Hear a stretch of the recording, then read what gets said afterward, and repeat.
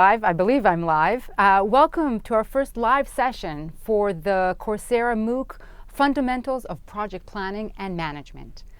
I'm really excited to be here. It's the first of 3 live sessions that I hope we're going to have together during the duration of our course.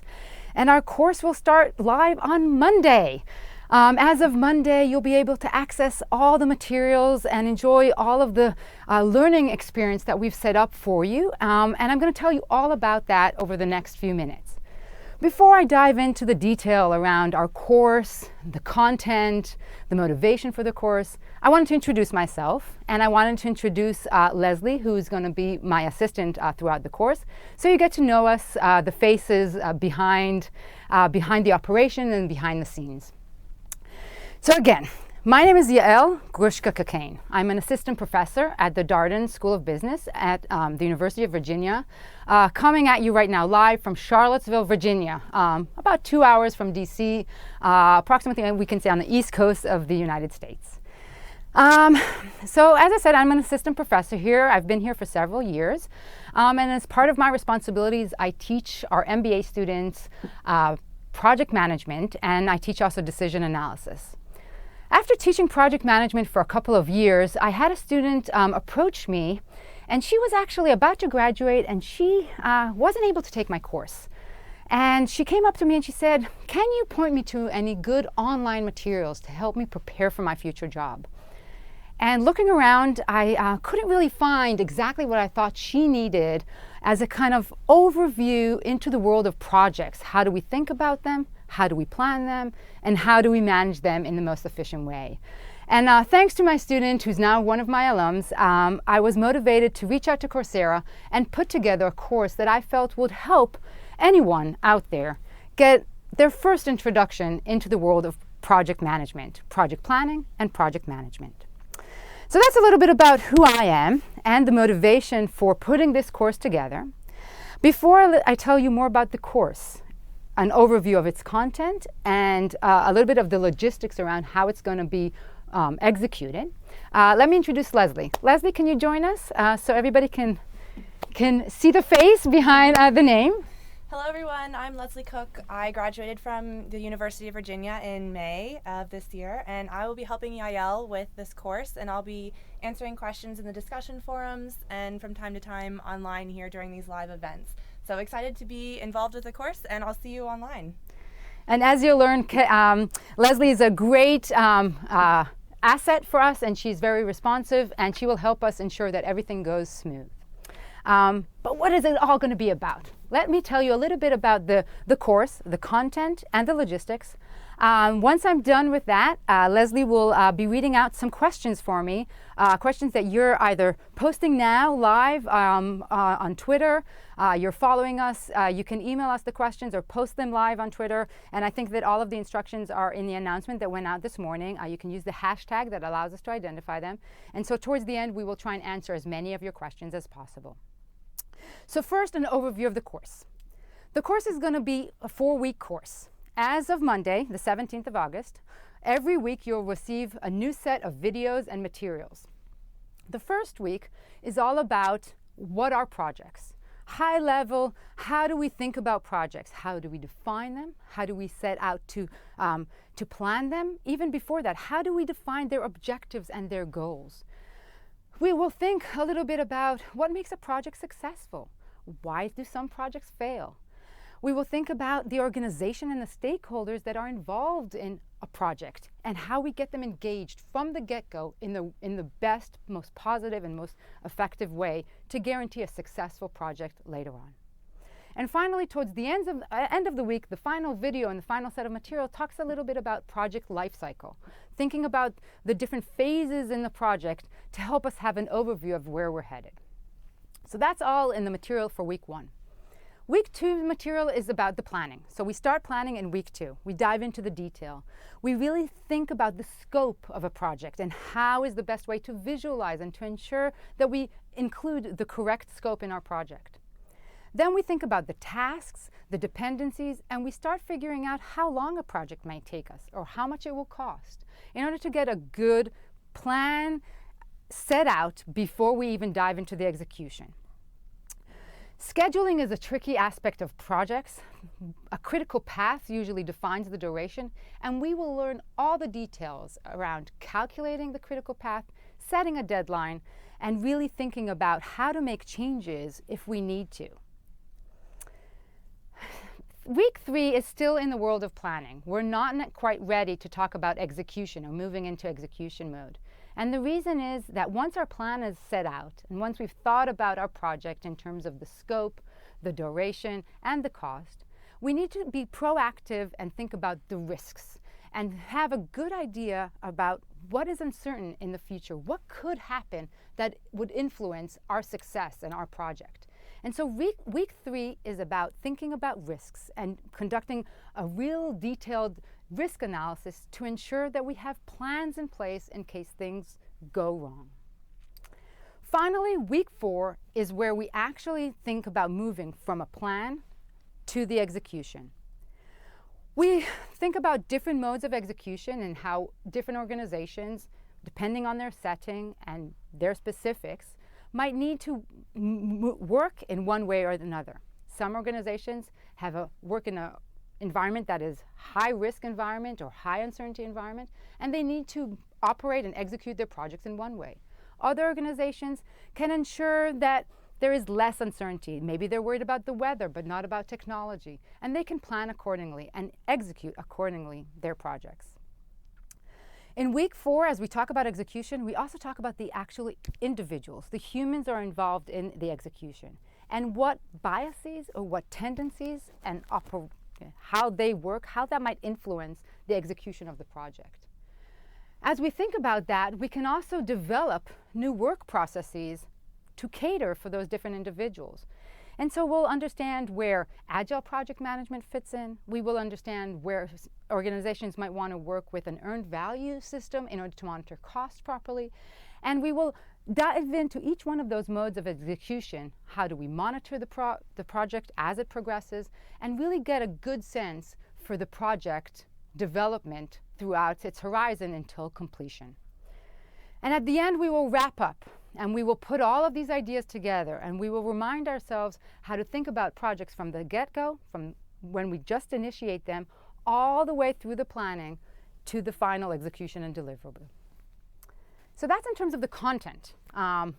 Many videos will take you there, and you'll have some supplement materials to support that exploration.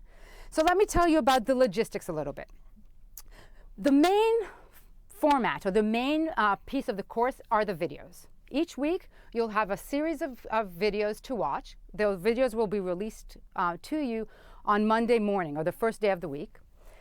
Once you've watched all the videos, we will have a quiz for you to answer. There will be you can take 2 tries at the quiz in order to get the best grade that you can. And the quiz will really check your understanding of the material that I provided in the videos. In addition to the quizzes and watching the videos, there's also the forums. And in the forums, we will encourage you to have conversations. We will ask you some general questions around the topic of the week. And we hope that you engage in a dialogue with the other learners in the group to really answer those questions and to be thoughtful around those questions that we post.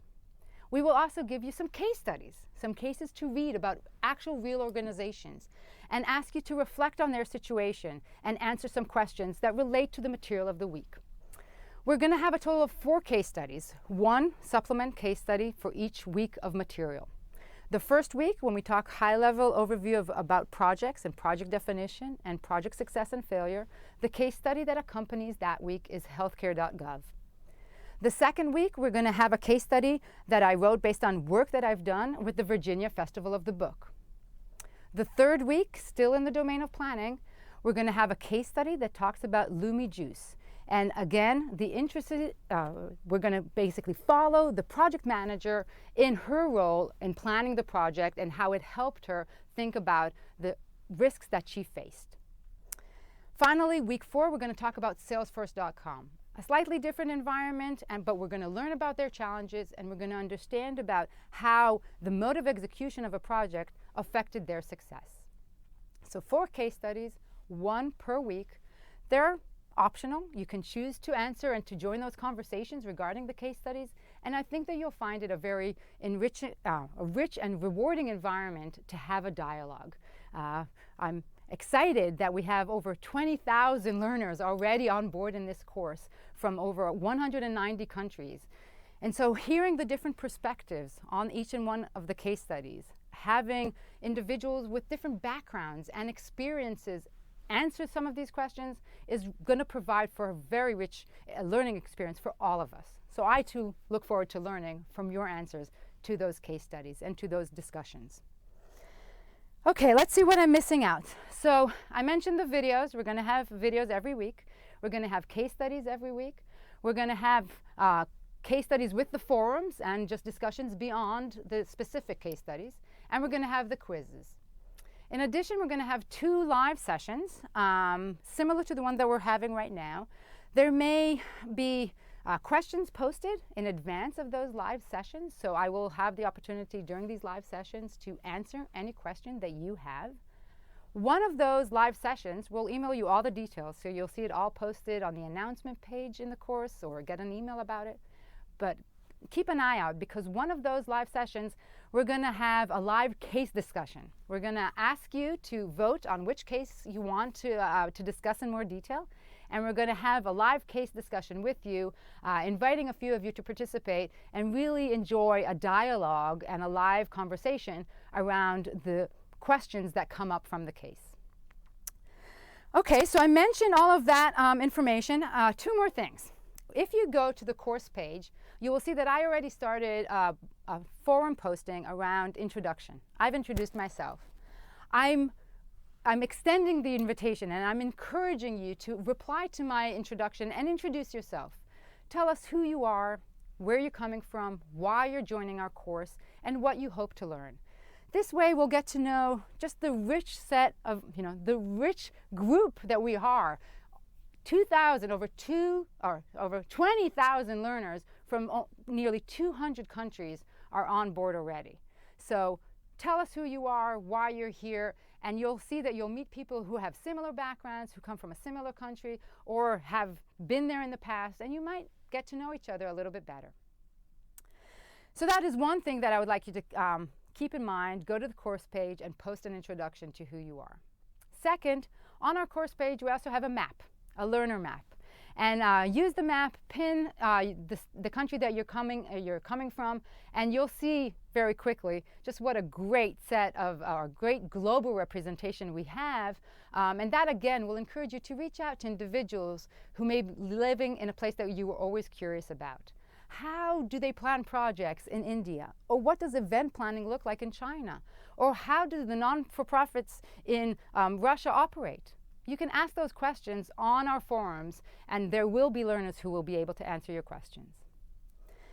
So Leslie, I think I gave a little bit of everything in terms of the introduction, the logistics, the content, and the overview of what we hoped to achieve. So am I missing anything, or can we move on to our questions? I think we're ready for some questions. Okay. Okay. Throw them at me. All right, here we go. So the first one is people may be wondering if something comes up and they might be traveling or unable to participate one week, how does that work? How will they be able to access the videos and everything? That's a great question. So the way this course operates is, for the most part, the material is asynchronous, meaning that you can access the course whenever you're free to do so and watch the videos. They're just sitting there waiting for you. The minute they're released, so at the Monday of each week, a set of videos is released, and it's available to you at any given time until the final closing date of our course, which is September 28th. So at any point as of Monday, August 17th, all the way to September 28th, you can access our course page, watch a video, or even download it to your computer. After the 28th of September, the material will no longer be available to you. But during the course, you can access it and download it to your local computer, so you will have it later on long term. So don't worry about traveling. You can complete week 1 when it gets released, or you can do it and come back to us at week 2 and complete week 1 and week 2 at the same time. It's always there available to you to access. The only portion of the course that is live are these live sessions. So the session that we're conducting today and 2 additional sessions that we're going to have, those are the only sessions that are live. But even the live sessions, we're recording them, and we will make sure to post them. So if you want to come back and review questions or listen to any of the dialogue that we had, you're welcome to do so up until the completion of the course. Related to the videos and accessing all of the course content, could you talk a little bit about the timelines for submitting the quizzes and earning a statement of accomplishment or a verified certificate from this course? Yes, there are 2. So let me talk, if it's okay, I'll kind of back up a bit, and I'll talk about 3 ways that you can take the course. Okay? One is no strings attached, or the occasional learner. You can log in, watch the videos at your own time, no pressure to participate in the forums or complete the quizzes or read the case studies. That's up to you. You're free to come in and choose which parts of the course or what material you find the most relevant and interesting. That's one mode, the occasional learner. The second mode is if you want to achieve a statement of accomplishment, if you want to receive at the end of the course a statement of accomplishment. In order to do that, you need to, we recommend that you watch the videos, but really you need to make sure that you've completed the quizzes and that you have an average grade of 75% across the 4 quizzes that are available. That will be enough to give you a statement of accomplishment. In addition to that, if you would like your identity confirmed and you would like a certificate that has your name and has confirmed that you participated in the course, that is an option. And you can sign up for that, but you have to sign up by a certain date. The date, I believe, is August 27th. Is that correct, Leslie? Just make sure that I'm providing the right date.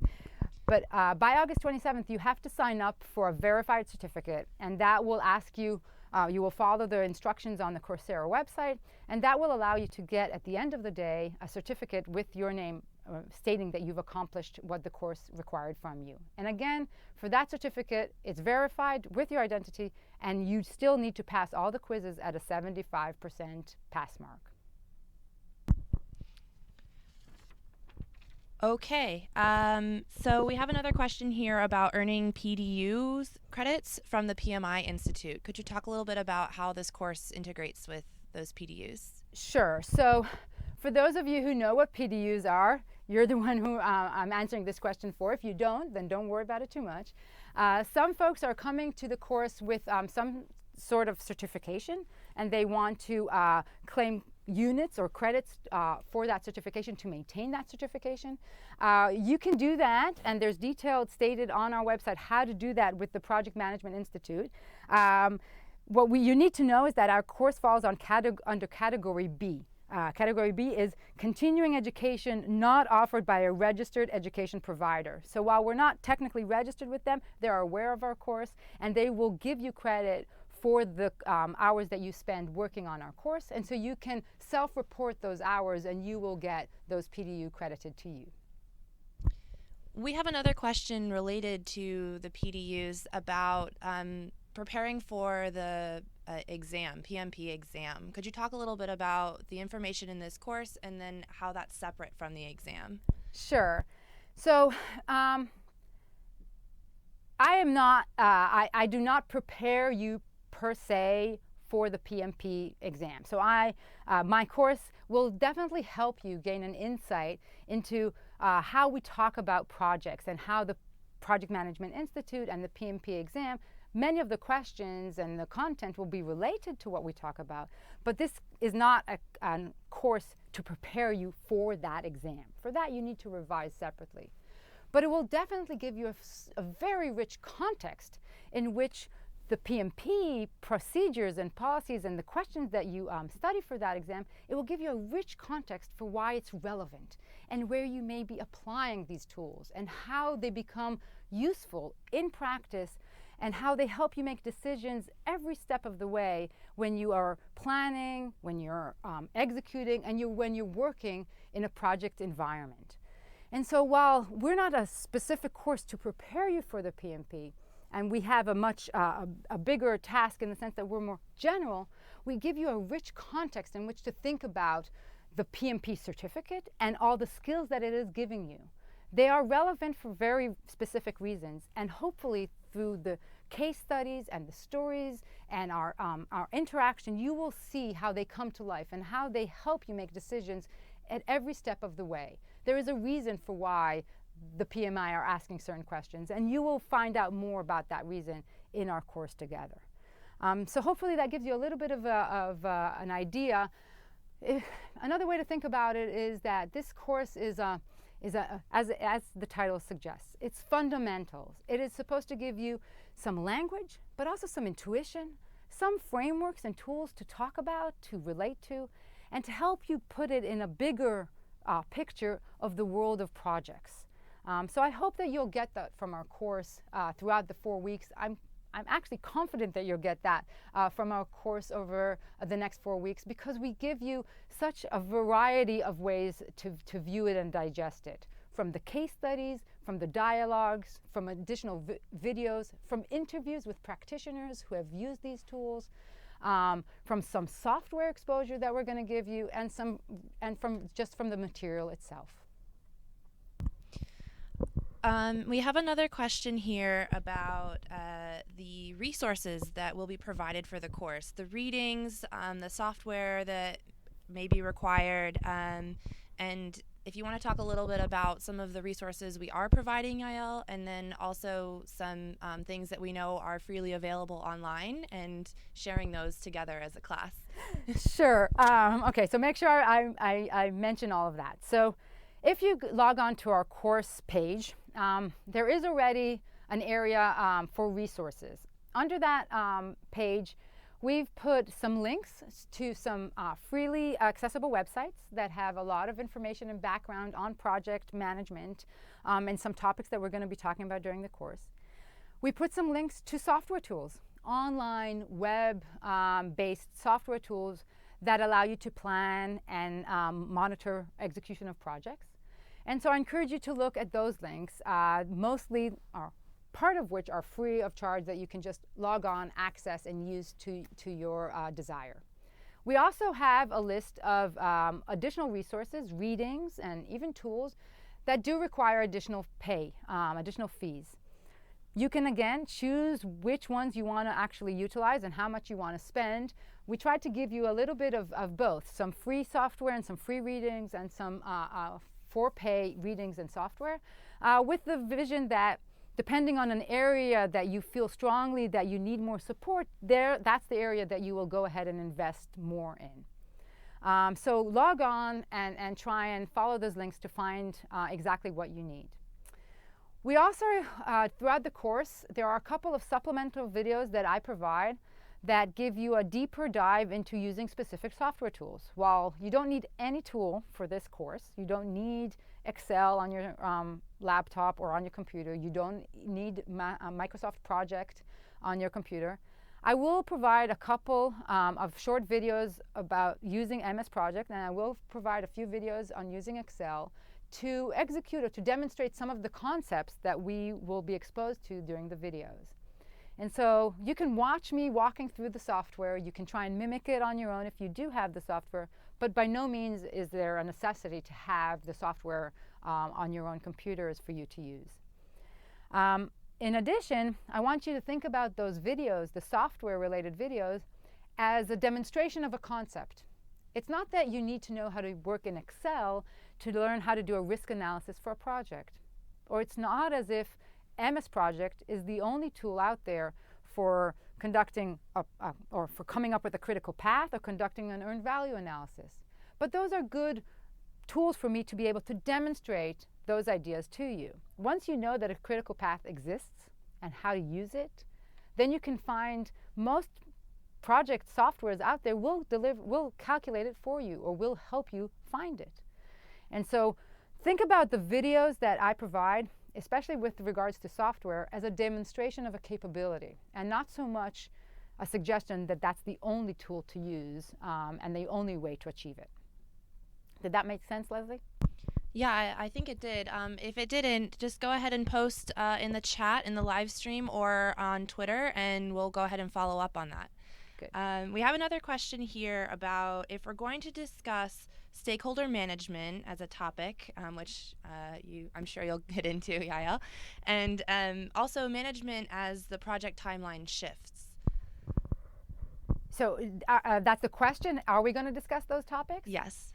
So so the answer is yes. We're going to talk about, during our first week, we will spend some time talking about stakeholder management, especially as we set out to plan, even before we plan, as we set out to define a project.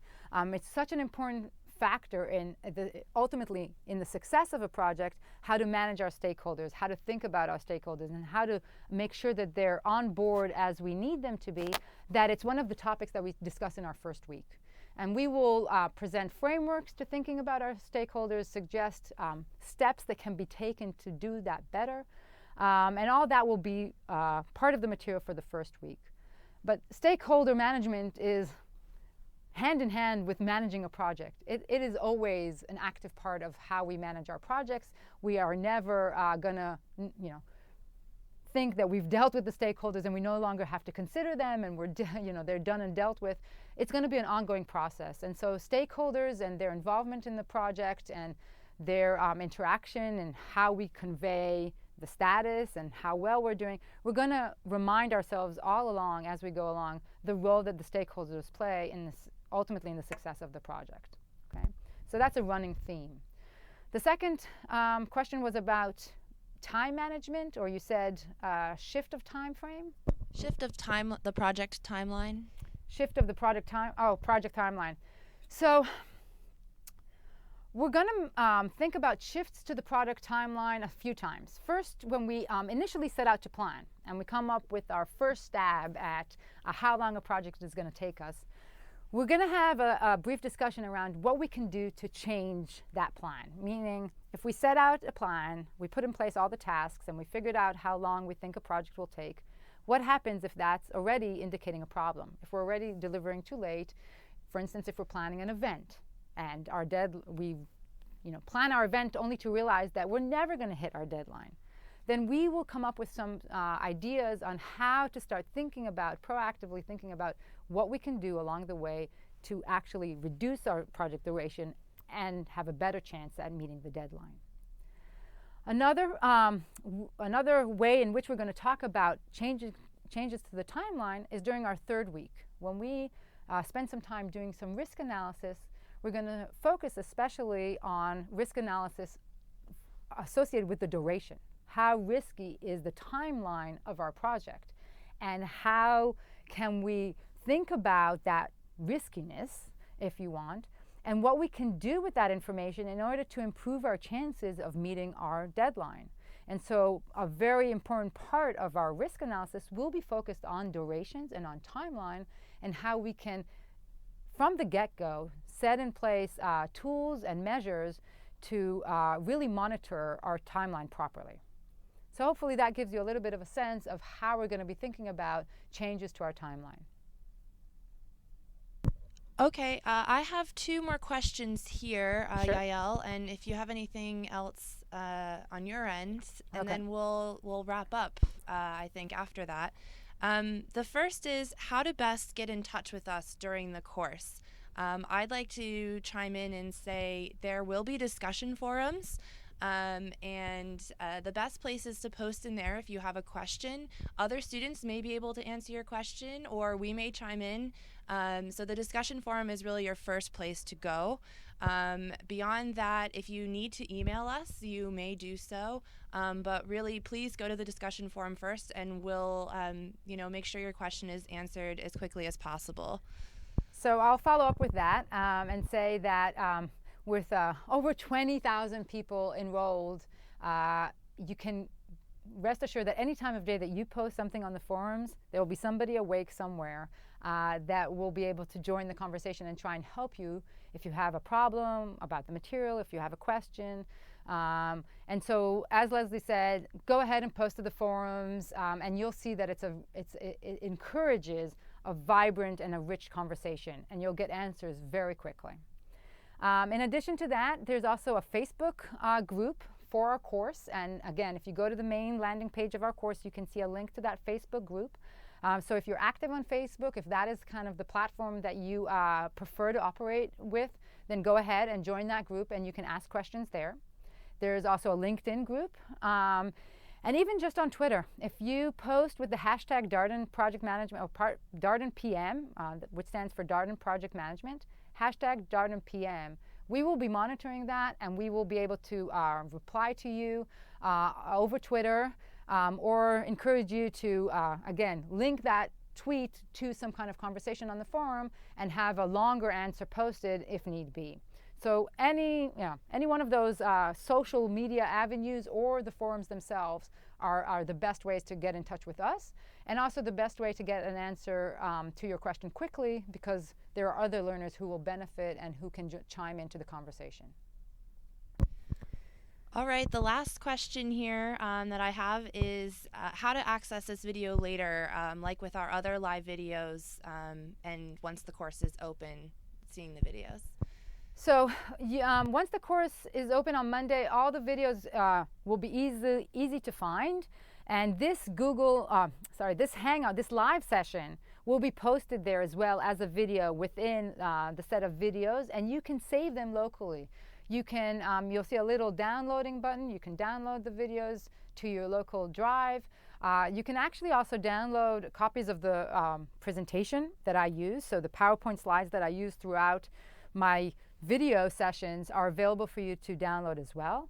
There's a spreadsheet that you can use and other templates that you can download and actually access and keep in your own personal drives for later access whenever you wish, even after the course is closed. So whatever you think you might want in the future, keep a copy on your local computers and you'll have it with you at any time. All right, that's it over here. Maybe I'll answer one more question that I thought of. I've been getting questions around any required background. If you need to be a project manager, if you need to have had experience, if you need a PMP certificate. And actually, it's important to kind of highlight that really there is no prerequisite. We do not expect, there is no need for you to have a lot of project management experience or any project management experience at all. It's really about your desire to learn more. If you do have experience and you do have a long history and a lot of training in the field, I think you'll still benefit from either viewing this course as a refresher or listening to just a different perspective on how to plan and manage projects. If you have a lot of experience, you might be able to help us out and help teach others and answer some questions as they come up, and maybe challenge your knowledge to dig a little bit deeper in helping others learn more. If you're a novice and this is the first time you've ever even heard of the concept of project management, I think that you'll find this a gentle introduction to how to think about projects. What makes them different from just a regular routine operation in a business?